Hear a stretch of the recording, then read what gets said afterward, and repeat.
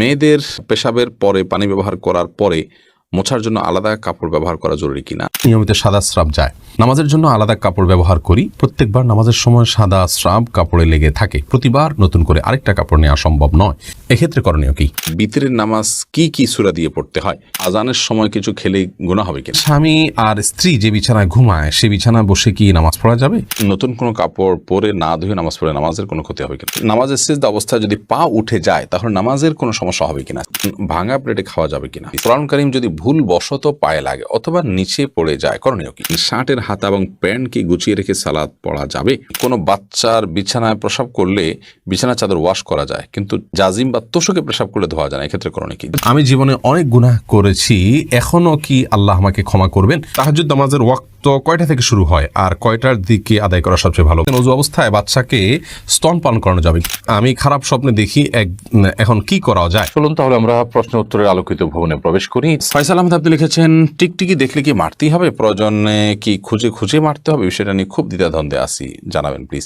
না, খুঁজে খুঁজেই আপনাকে মারতে হবে এমন কিছু এমন কোনো বাধ্যবাধকতা নেই, বরং আপনার চোখে পড়েছে, উপদ্রব করে, আপনি মারবেন। কিন্তু এটার জন্য আপনি খুঁজে খুঁজে বেড়াবেন, এটার পিছিয়ে পিছিয়ে ঘুরে বেড়াবেন, আপনার অনুসন্ধান করে বেড়াবেন, এই কথা হাদিসে বলা হয়নি। নাহিদ ইসলাম আপনি লিখেছেন, নামাজ শেষে জায়নামাজ সালাম করা কি ঠিক? না, জায়নামাজ সালাম করার কিছু নেই, সালাম করতে হবে মানুষকে। ডানে বামে সালাম দিচ্ছেন, এরপর আর কোনো সালাম নাই। এরপরে কোনো কারোর সাথে আপনার হঠাৎ সাক্ষাৎ হয়েছে, সেই জায়গা থেকে আপনি সালাম দিতে পারেন, কিন্তু জায়নামাজকে সালাম দেওয়া এটি কোরআন সুন্নাহর কোনো নির্দেশনা নয়। এটি যদি সালাতের অংশ মনে করে কেউ, সালাত পরবর্তী করণীয় মনে করেন কেউ, শরিয়া দৃষ্টিকোণ থেকে, ইসলামের দৃষ্টিকোণ থেকে, তাহলে সেটি বরং বিদআতে পর্যবেসিত হবে। ইসলামের নামে মন গড়া কোনো কিছু করলে সওয়াব হয় না, বরং আরও বিপরীতে গুনাহ হয়। শেখ রোকনুজ্জামান লিখেছেন, অনেক জায়গায় বসে প্রস্রাব করার ব্যবস্থা নেই, দাঁড়িয়ে পেশাব করতে হয়, এরকম পরিবেশ আমরা কি করব? যদি কোনো প্রকার ব্যবস্থা না থাকে এবং দাঁড়িয়ে পেশাব করা ছাড়া নিরুপায় থাকেন, তাহলে আপনি অবশ্যই দাঁড়িয়ে পেশাব সেখানে করতে পারেন, যেহেতু আপনি নিরুপায়।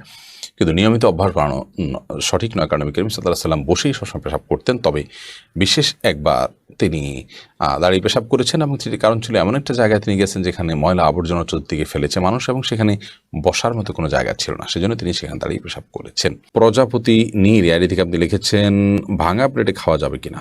ভাঙা প্লেটে খাওয়া যাবে, কোনো অসুবিধা নেই। ভাঙা আয়নায় মাথা চেহারা দেখা যাবে, সেটাতে কোনো অসুবিধা নেই। আমরা অনেকে মনে করি ভাঙা প্লেটে খাওয়া যাবে না, ভাঙা আয়নায় চেহারা দেখা যাবে না, এটা নিছকই আমাদের সামাজিক কুসংস্কার। ভাঙা প্লেটে ভাঙা অংশে জীবাণু থাকতে পারে, সেজন্য আপনি ওইটাতে খেলে অস্বাস্থ্যকর হতে পারে, সেটা তো আপনার একান্ত স্বাস্থ্যগত বিষয়, বাট সেটাও তো নিশ্চিত নয়। বিধায় ভাঙা প্লেটে খেলে যে গুনাহ হয়ে যাবে বা নাজায়েজ হবে, এটা সেরকম নয়।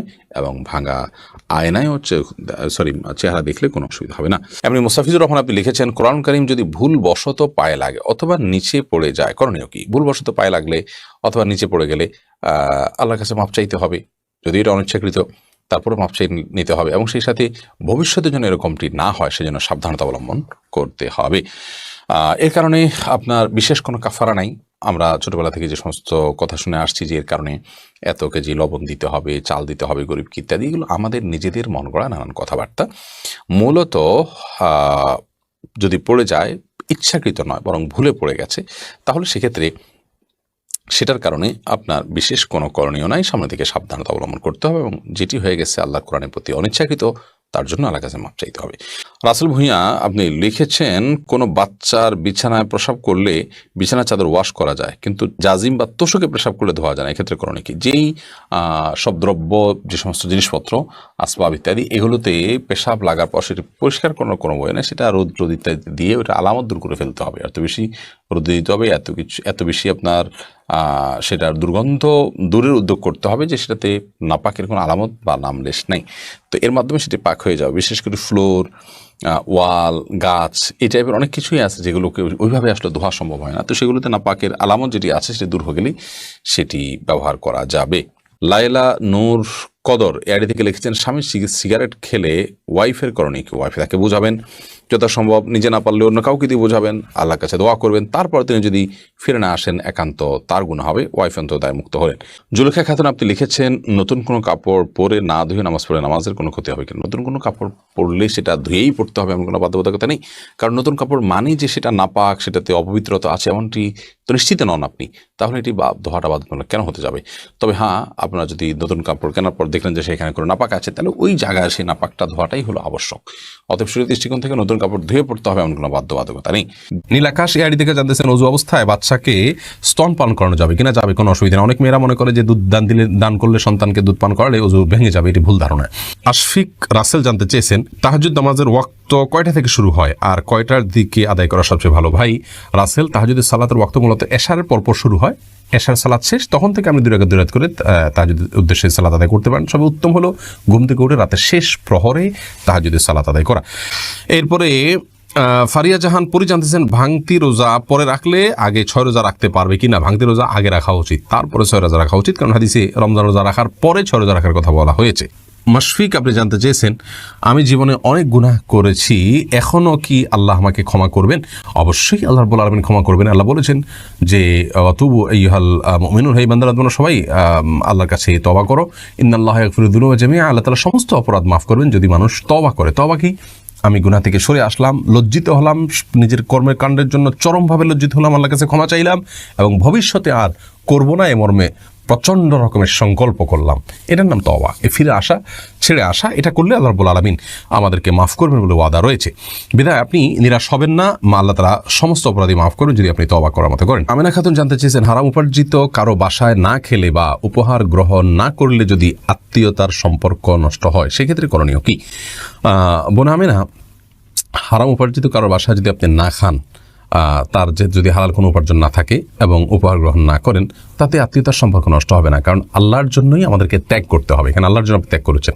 যদি তার শুধু হারাম উপার্জন থাকে আর যদি হালাল হারাম 2 ধরনের উপার্জনের মিশ্রণ থাকে, তাহলে কিন্তু আপনি সেটি গ্রহণ করতে পারেন। যদি না গ্রহণ করা উত্তম, এরকম পরিস্থিতিতে আপনি গ্রহণ করে দরকার হলে কোনো গরিব হয় মানুষকে দিয়ে দিবেন। তারপরেও যথাসম্ভব সম্পর্কটা রক্ষা করার জন্য চেষ্টা থাকা উচিত। কিন্তু যদি আপনার কোনো ওয়ে না থাকে, যেমন তিনি পিওর হারাম জিনিস আপনাকে দিচ্ছেন, আপনি দেখতে পাচ্ছেন, তাহলে সেটাকে বিনয়ের সাথে বা বিভিন্ন কৌশলে অ্যাভয়েড করে যদি সম্পর্ক রাখতে পারেন সেটা ভালো হয়। তারপরেও যদি আপনার সম্পর্ক রক্ষা করার চেষ্টা সত্ত্বেও যদি সম্পর্ক তিনি নষ্ট করে ফেলেন, আল্লাহর কাছে ইনশাআল্লাহ আপনার দায় থাকবে না। সামাইরা জান্নাত আপনি জানতে চেয়েছেন নির্দিষ্ট সময় আকিকা দিয়ে মাংস রেখে দিয়ে পরবর্তীতে অনুষ্ঠান করলে জায়েজ হবে কিনা? হবে, কোনো অসুবিধা নেই। আকিকা 7ম, 14তম বা 21তম দিনে রাখা দেওয়া উত্তম বাচ্চা জন্মের। অতএব সেই দিনে আকিকা করে অনুষ্ঠান করবার জন্য আপনি গোশত রেখে পর অনুষ্ঠান করলেন, কোনো অসুবিধা নেই। অনুষ্ঠানটা মুখ্য হলে ওই দিনে পশু জবাই করাটা। নীলুফার জাহান বোন আপনি জানতে চেয়েছেন মায়ের সম্পত্তি ছেলে মেয়েরা কিভাবে পাবে? ঠিক বাবার সম্পত্তি যে হারে পান মায়ের সম্পত্তি একই হারে পাবেন, কোনো বেশ কম নেই, সিস্টেম একই। মুহতাসিম মাহমুদ আপনি জানতে চেয়েছেন অপবিত্র অবস্থায় গোসলের সময় গায়ের পানি বাথরুমের বিভিন্ন জায়গায় ছিটিয়ে পড়ে, তাহলে সেসব জায়গা কি নাপাক? না, একে তো হলো যে প্রথম যে পানিগুলো ছিটে পড়ছে এরপরে আবার ভালো পানিও পড়ে সেগুলো ধুয়ে যাচ্ছে। আর এক্ষেত্রে আপনার পুঙ্খানুপুঙ্খরূপে যে জায়গা পড়লো সে জায়গা পানি পড়লো কি না, এগুলো আমাদের এতটা গভীরভাবে দেখার কোনো প্রয়োজন নেই, কারণ এইভাবে মানুষ বেঁচে থাকতে পারে না। অনেকের সূচিবায়ুর কারণে এই সমস্যাগুলো হয়ে থাকে যে তিনি সন্দেহের মধ্যে ভুগতে থাকেন তাহলে সব জায়গায় নাপাক কিনা। এগুলো শয়তান করে থাকে মানুষকে বাউ থেকে দূরে রাখবার জন্য এবং পরেশান করবার জন্য। অতএব আপনার শরীর থেকে পানি যখন নাপাক দূর করার জন্য যখন পানি ইউজ করেন, সেটা যখন সিটকে কোনো আপনার টয়লেটের ওয়ালে অথবা আপনার ফ্লোরে পড়ে, সেটার কারণে সে ওয়াল বা ফ্লোর নাপাক হবে না। কারণ হলো পরবর্তীতে আবারও পানি পড়ছে, এছাড়া শুকিয়েও যাচ্ছে, পানি শুধু তার উপর দিয়ে ঢালা গেলেই সেটি পাক হয়ে যাবে। অতএব সেটা নিয়ে পরেশান থাকার কোনো কারণে সেটিকে পাক ধরে নিতে হবে। তুহিন আপনি জানতে চাইছেন শুয়ে বাচ্চাকে স্তন পানের সময় মোবাইলে কোরআন পড়া যাবে কিনা? যাবে, কোনো অসুবিধা নেই। এতে কোরআনের অসম্মান হবে না, বিশেষ করে সময়টাকে তিনি কাজে লাগাতে চাচ্ছেন। উদ্দেশ্য অসম্মানটা অনেক সময় বেশিরভাগ ক্ষেত্রে উদ্দেশ্যের উপর নির্ভর করে। তিনি যদি কোরআনকে অসম্মান করার উদ্দেশ্যে তো আর শুয়ে পড়ছেন না, বরং সময়টা কাজে লাগাতে চাচ্ছেন, কোনো অসুবিধা নেই। শুয়ে কোরআন তেলাওয়াত করার বিষয়টি প্রমাণিত রয়েছে। দিনের পত্রিকা আইডি থেকে আপনি লিখেছেন বিতরের নামাজ কি সূরা দিয়ে পড়তে হয়? বিতরের সালাতের প্রথম রাকাতে সূরা সাব্বিহিসমা রাব্বিকাল আলা, দ্বিতীয় রাকাতে সূরা কাফিরুন এবং তৃতীয় রাকাতে সূরা ইখলাস কুল হুয়াল্লাহ পাঠ করা, এটি সুন্নাহ। নবী করিম সাল্লাল্লাহু আলাইহি ওয়াসাল্লাম বিতরের সালাতের সচরাচর এই সূরাগুলো তেলাওয়াত করতেন, বিধায় আপনি এই সূরাগুলো তেলাওয়াত করতে পারেন। নবীজুল ইসলাম খান আপনি লিখেছেন কোরবানির সাথে সন্তানের আকিকা দেওয়া জায়েজ হবে কি না? কোরবানির সাথে আকিকা না দিয়ে আকিকা আলাদা দিবেন, কোরবানি আলাদা দিবেন, এটাই নিরাপদ। এবং নবী করিম সাল্লাল্লাহু আলাইহি ওয়াসাল্লাম আপনার আকিকার জন্য যে মাসনুন ওয়াক্ত নির্ধারণ করেছেন 7ম দিন, কোরবানির জন্য সেটার জন্য অপেক্ষা কেন করবেন? যদি কারো 7ম দিনটা কোরবানির দিন হয় এবং সেই দিনে গরুতে তিনি কোরবানির আগে একসাথে দেন, হানাফি মাযহাব অনুযায়ী হয়ে যাবে। বাট অন্যান্য উলামা ইকরাম অনেকে নিষেধ করেছেন। নিরাপদ মত হলো এগুলোকে আলাদা আলাদা করে দেওয়া। হাদিসে আকিকা এবং কোরবানি একসাথে দেওয়ার কথা বলা নাই, কিন্তু হানাফি মাযহাব উলামা ইকরামের বক্তব্য হলো যে যেহেতু আকিকা এবং আপনার কোরবানি একই ক্যাটাগরির ইবাদত, সেজন্য আপনার দুইটা একসাথে দেওয়া যাবে। কিন্তু যেটি বলেছি অন্যান্য ওলামাদের বিভিন্ন মত রয়েছে। সুমন আহমেদ আপনি লিখেছেন, নামাজের সিজদা অবস্থায় যদি পা উঠে যায় তাহলে নামাজের কোনো সমস্যা হবে কিনা? সিজদা অবস্থায় যদি পা সামান্য উঠে আবার আপনি জায়গায় নিয়ে গেছেন, কোনো অসুবিধা হবে না। আর যদি পুরো সিজদা জুড়ে উঠে থাকে তাহলে আপনার নামাজ হবে না, কারণ নবী করিম সাল্লাল্লাহু আলাইহি ওয়াসাল্লাম বলেছেন, আমি উমিরতু আন আসজুদা আলা সাবআতি আযমিন, 7টি অঙ্গের উপরে, 7টি হাড্ডির উপরে, শক্ত অঙ্গের উপরে আমাকে সিজদা করতে নির্দেশ করা হয়েছে। তার মধ্যে কপাল আর নাক, 2 হাত, 2 হাঁটু এবং 2 পায়ের যে আঙ্গুলগুলো সেগুলো। অতএব এগুলোর কোনো একটা যদি আপনার এই 7টি অঙ্গের কোনো একটি যদি সরে যায় সামান্য সময়ের জন্য অসুবিধা নেই, আবার তিনি জায়গা নিয়ে গেছেন। কিন্তু যদি পুরো সালাদ জুড়ে, পুরো রাকাত জুড়ে, সিজদা জুড়ে তার এটা যদি পৃথক থাকে তাহলে সেক্ষেত্রে সেটি জায়েজ হবে না এবং সে নামাজ হবে না, কারণ এটা ওয়াজিব এই 7টা অঙ্গের উপরে সিজদা করা।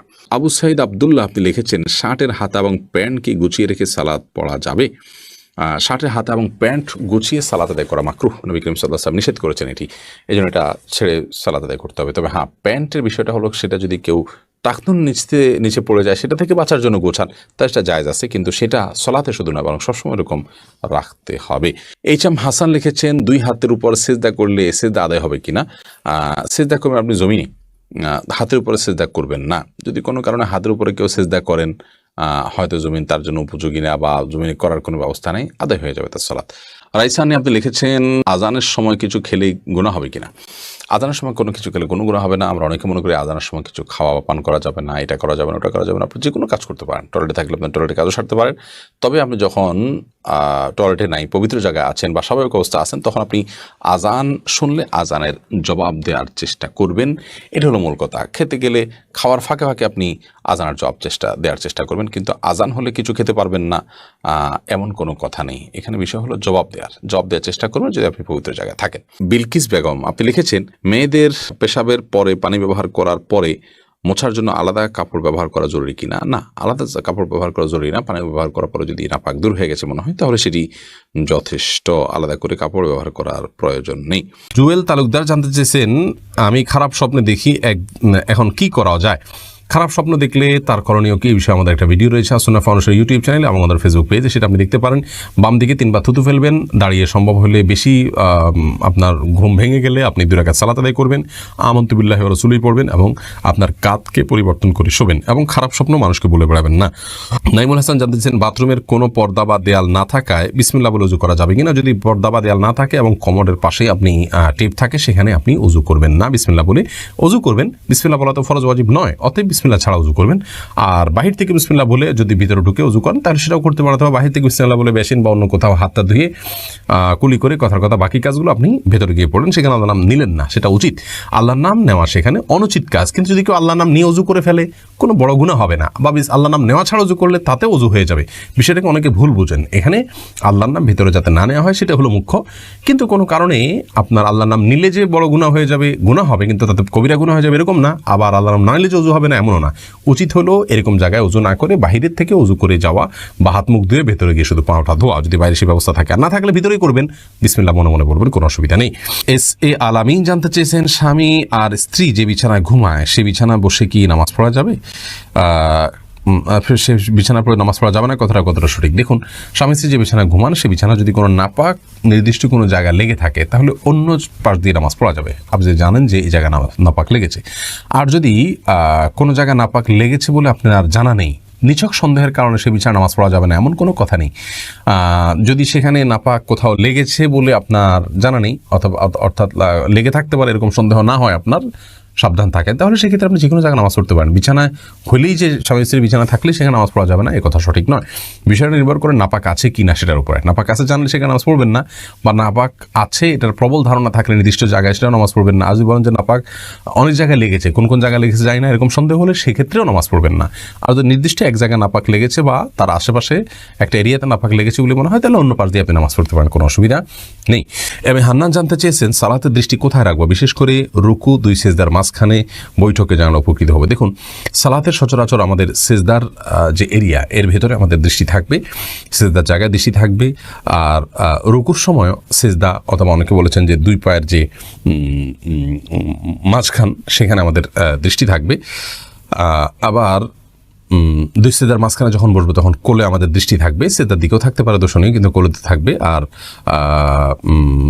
সাধারণ অবস্থাতে সেজদার দিকে আমাদের দৃষ্টি থাকবে। এরপরে নাজিফা নুজহাত বোন, আপনি জানতে চেয়েছেন নিয়মিত সাদা স্রাব যায়, নামাজের জন্য আলাদা কাপড় ব্যবহার করি, প্রত্যেকবার নামাজের সময় সাদা স্রাব কাপড়ে লেগে থাকে, প্রতিবার নতুন করে আরেকটা কাপড় নেওয়া সম্ভব নয়, এক্ষেত্রে করণীয় কি?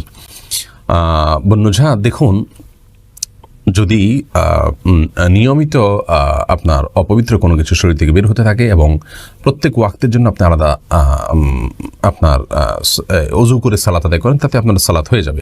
কাপড়ের বিষয়টি হলো যে অনবরত যদি হতে থাকে এবং সালাত অবস্থায় হতে থাকে, তাহলে ইনশাআল্লাহ ওই কাপড় 5 ওয়াক্ত সালাতের জন্য 5টা কাপড় পরিবর্তন করা আপনার জন্য আবশ্যক নয়। যদি আপনার জন্য সেটি সাধ্যের বাইরের বিষয় হয়, তাহলে সেক্ষেত্রে একটা জিনিস আপনি করতে পারেন যে কাপড়ের যে অংশে লেগেছে সে অংশ বা আনুমানিক কিছু অংশকে শুধুমাত্র ওইটুকুকে ধুয়ে আপনি দিয়ে দিলেন, পরবর্তী সালাতের আগে আগে সেটা শুকিয়ে গেল, তাহলেও সমস্যার সমাধান হতে পারে।